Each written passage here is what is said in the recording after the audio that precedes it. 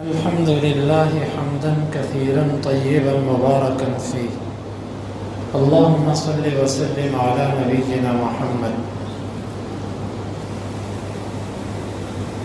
علم وراثت کے اندر جن کا فرضی حصہ ہے، اللہ تعالیٰ نے جن کا حصہ بیان کیا ہے، اس کو اتنا دو، اس کو اتنا دو، اس کو اتنا دو، یہ ٹوٹل 12 افراد ہیں۔ کتنے افراد ہیں؟ 12۔ ان کو وراثت کی اصطلاح میں کہا جاتا ہے اصحاب الفرائض، فرضی حصوں والے۔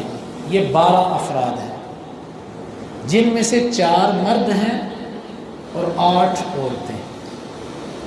4 مرد اور 8 عورتیں۔ مردوں میں سے ہم نے باپ کا حصہ بیان کیا تھا کہ مرنے والا اگر فوت ہو جائے، اس کا باپ زندہ ہو تو باپ کو اس کی وراثت میں سے کیا ملے گا؟ تو اس میں 3 صورتیں باپ کی ہیں۔ پہلی صورت یہ ہے کہ باپ کو فوت ہونے والے بیٹے کی وراثت میں سے 6واں حصہ ملے گا۔ یہ اس صورت میں ہے کہ جب بیٹا فوت ہوا تو اس کی آگے بیٹے تھے، اس کی بھی آگے اولاد تھی، بیٹے بیٹیاں بھی ہوں لیکن بیٹا ضرور ہو۔ ایک بھی بیٹا ہو تو باپ کو بیٹے کی وراثت میں سے 6واں حصہ ملے گا، یعنی ٹوٹل رقم کو 6 حصوں میں تقسیم کریں گے، ایک حصہ پکڑ کے باپ کو دے دیں گے۔ کس صورت میں؟ جب بیٹا فوت ہوا، بیٹے کی آگے اولاد تھی اور اس میں ایک بیٹا تھا، باقی چاہے ساری بیٹیاں ہوں یا اکیلا ایک بیٹا ہو یا زیادہ ہوں، بیٹا ضرور ہونا چاہیے۔ اس صورت میں باپ کی وراثت میں سے 6واں حصہ ملا۔ دوسری صورت ہوتی ہے کہ باپ کو فرضی حصہ بھی مل رہا ہے اور وہ عصبہ بھی بن رہا ہے۔ یہ صورت ہوتی ہے کہ جب فوت ہونے والے بیٹے کی اولاد میں سے نرینہ اولاد نہیں تھی، بیٹا کوئی نہیں ہے، بیٹیاں ہیں، بیٹا کوئی نہیں ہے۔ اس صورت میں باپ کو 2 طریقے سے وراثت ملتی ہے۔ نمبر 1، پہلے اس کو 6واں حصہ دیا جاتا ہے ٹوٹل مال میں سے۔ 6واں حصہ دینے کے بعد جو بچتے ہیں وہ باقی لوگوں میں تقسیم کیا جاتا ہے، جو اصحاب الفرائض ہوتے ہیں، جن کا فرضی حصہ ہوتا ہے۔ ان کو دینے کے بعد جتنا بچے وہ پھر باپ کو پکڑا دیا جاتا ہے۔ دوسری حالت، باپ کو پہلے 6واں حصہ دے دیا کہ یہ لے آپ کا 6واں حصہ یہ بنتا ہے، اس کے بعد اس کو کہتے ہیں آپ ٹھہرو، جتنے باقی فرضی حصے والے ہیں ان کو دیتے ہیں، جو بچے گا وہ بھی آپ کا۔ اس کو کہتے ہیں عصبہ۔ یہ اس صورت میں ہوتا ہے کہ بیٹے کی بیٹیاں تھیں، اس کا بیٹا کوئی نہیں تھا۔ 2 حالتیں، پہلی حالت میں بیٹا تھا تو صرف 6واں حصہ ملا، دوسری حالت میں بیٹا نہیں ہے، بیٹیاں ہیں تو باپ کو 6واں بھی ملا اور سب کو دینے کے بعد جو بچا وہ بھی ملا۔ اور تیسری حالت یہ ہے کہ باپ عصبہ بنتا ہے، یعنی جو بچے گا وہ سب لے جائے گا۔ اس صورت میں یا تو بیٹے کی اولاد بالکل ہی نہیں ہوتی، نہ اس کا بیٹا ہے نہ اس کی بیٹی ہے، ہوئے ہی نہیں، یا ہو کر اس کی زندگی میں ہی فوت ہو گئے اور اب وہ فوت ہوا، تو پھر اس صورت میں جو کوئی فرضی حصے والا زندہ ہے اس کو فرضی حصہ دینے کے بعد باقی سارا مال باپ سے مل جائے گا، بھائیوں کو کچھ نہیں ملے گا۔ جب باپ زندہ ہوتا ہے نا تو فوت ہونے والے کے بھائیوں کو کچھ نہیں ملتا، کیونکہ وراثت کا اصول یہ ہوتا ہے کہ جو رشتہ دار قریب ہوتا ہے یہ مالک بنتا ہے، یہ وارث بنتا ہے، باقیوں کو محروم کیا جاتا ہے۔ تو بھائی کی بنسبت باپ سے رشتہ گہرا ہوتا ہے، تو بھائی محروم ہوتے ہیں، بہنیں محروم ہوتی ہیں، تائے چچے سب کے سب محروم ہوتے ہیں باپ کی موجودگی میں، اکیلا باپ وارث ہوتا ہے۔ یہ کس صورت میں ہے کہ بیٹے کی اولاد تھی ہی نہیں یا اولاد تھی اور فوت ہو گئی۔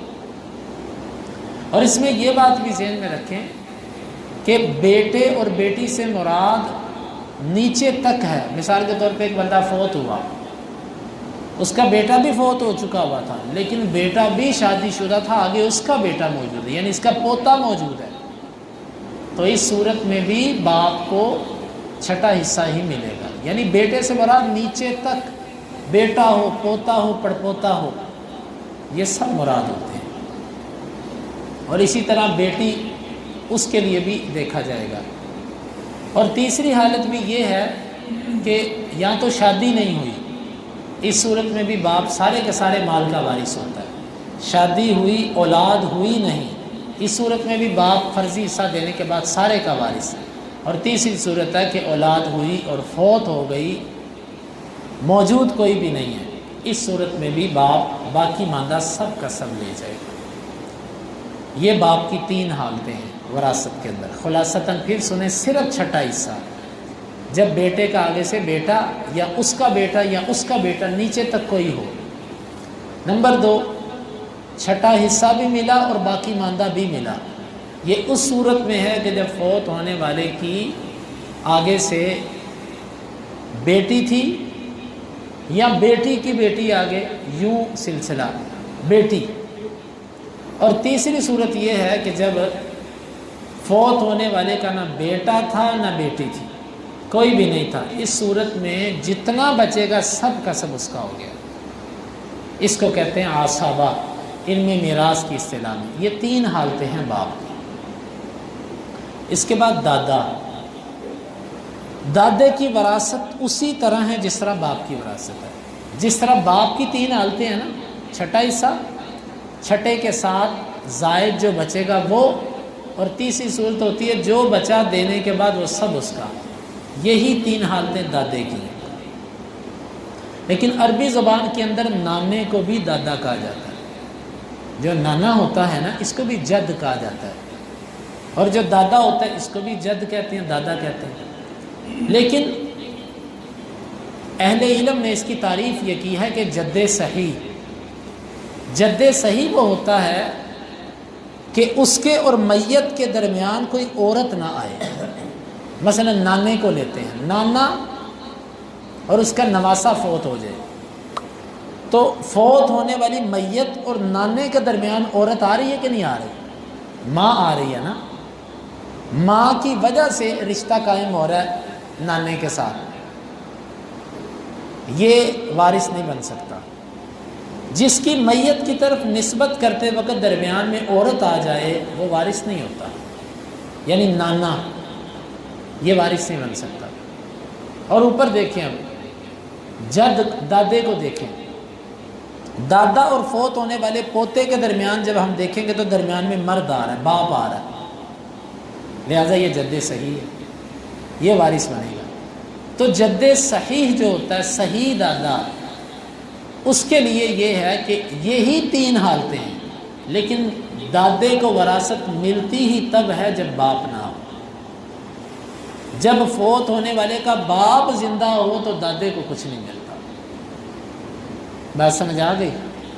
اگر باپ نہیں دادا ہے تو دادے کی وہی 3 حالتیں، چھٹا حصہ، چھٹے کے ساتھ زائد حصہ، خالی جو بچے گا وہ حصہ۔ یوں 2 اصحاب الفرائض جو ہیں مردوں میں سے، ان کی حالت بیان ہوگی، ایک باپ کی اور ایک دادے کی، لیکن دادے نے وارث بننا ہی تب ہے جب باپ نہ ہو۔ اور اب ایک تیسرا مرد ہے، وہ خامند ہے، بیوی فوت ہو گئی، اس کا خامند زندہ ہے۔ اس کی 2 حالتیں ہیں۔ 2 حالتیں کون کون سی؟ اگر فوت ہونے والی عورت کی اولاد تھی، اس خامند سے یا کسی اور خامند سے، پہلے وہ کسی اور کی بیوی تھی، پھر اس کی بن گئی بعد میں، یعنی کہ عورت کے پیٹ سے کسی بھی مرد کے ہاں اگر اولاد ہوئی ہے تو جو موجودہ اس کا خامند ہے، اس کو اس کی وراثت میں سے 4تھا حصہ ملے گا۔ کتنا حصہ ملے گا؟ 4تھا حصہ، یعنی ٹوٹل مال کو 4 حصوں میں تقسیم کریں گے، 4تھا حصہ اس کو پکڑا دیں گے۔ اگر 100 روپیہ وراثت تو 2500 روپے اس کو پکڑا دیں گے۔ دوسری حالت یہ ہے، بیوی فوت ہوئی، اس کی کہیں سے اولاد ہوئی نہیں، جو موجودہ خامند ہے اس کو اس فوت ہونے والی بیوی کے وراثت میں سے آدھا ملے گا، یعنی ٹوٹل مال کا آدھا حصہ خامند لے جائے گا، 50 روپے 100 میں سے۔ 2 ہی حالتیں ہیں بس۔ اولاد ہے عورت کی تو خاوند کا چوتھا حصہ، اولاد نہیں ہے تو خاوند کو 8واں حصہ۔ 3 اصحاب الفرائض میں نے بیان کیے، باپ اور دادا، ان دونوں کی وراثت کا طریقہ سیم ہے، لیکن دادا وارث تب بنے گا جب باپ نہ ہو۔ تیسرے نمبر پہ آ گیا خاوند۔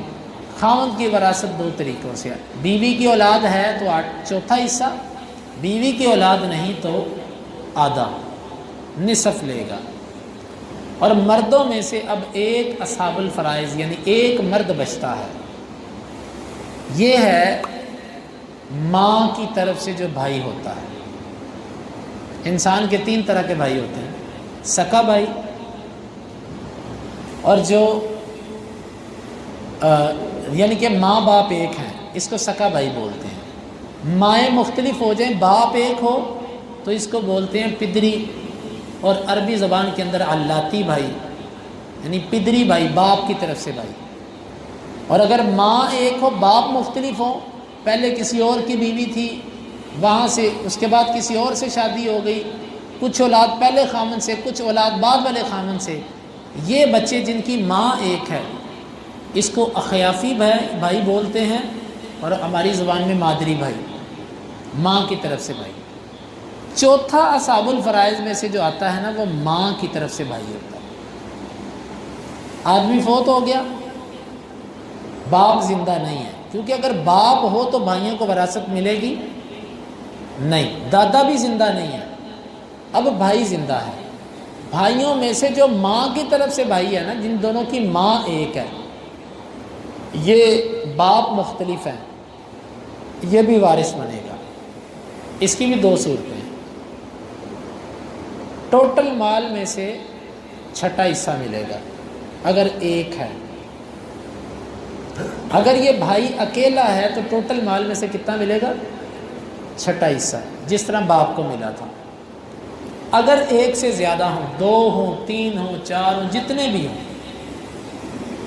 پھر ان کو ٹوٹل مال میں سے ملے گا 3را حصہ۔ ٹوٹل مال کو مثال کے طور پہ 100 روپیہ ہے نا، تو 33.25 روپے ان کو ملیں گے۔ کس وجہ سے ملیں گے؟ اب یہ جتنے بھی زیادہ ہوں یہ آپس میں اس کو تقسیم کر لیں گے۔